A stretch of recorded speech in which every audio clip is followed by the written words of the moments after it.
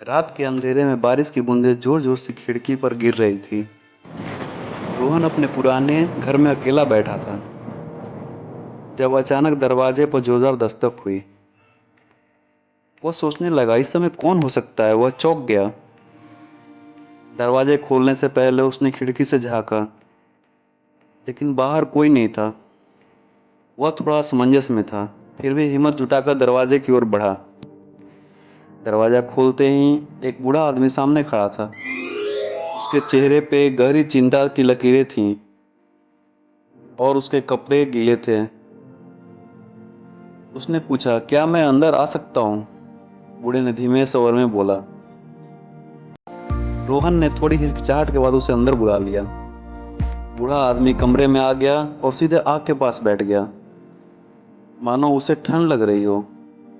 रोहन ने पूछा, आप कौन हैं और इतनी रात में यहाँ क्या कर रहे हैं?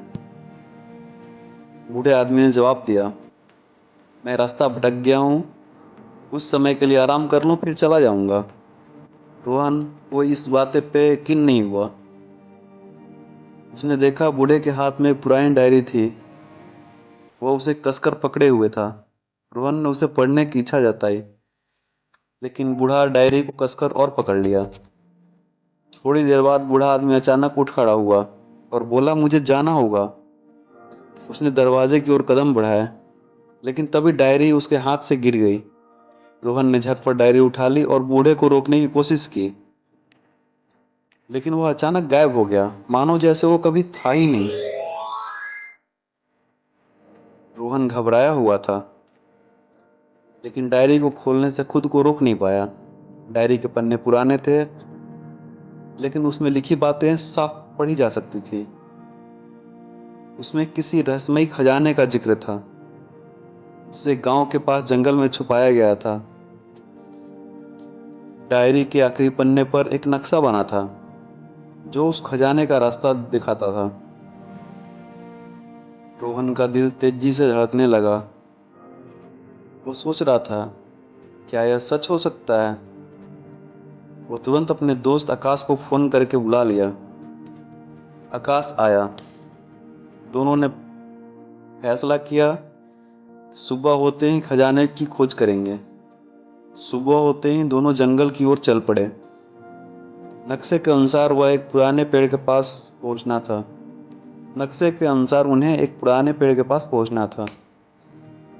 जब वो वहां पहुंचे तो जमीन पर खुदाई के निशान मिले। कोई और भी उस खजाने की खोज में था। दोनों ने खुदाई शुरू कर दी। जैसे ही उन्होंने उसे खोदा, अचानक उन्हें जमीन के नीचे एक धातु का बक्सा मिला। बक्से को खोलते ही उनकी आंखें चौंधिया गई। उसमें सोने चांदी के सिक्के और बेशकीमती गहने थे। लेकिन तभी उनके पीछे किसी की आने की आवाज सुनाई दी।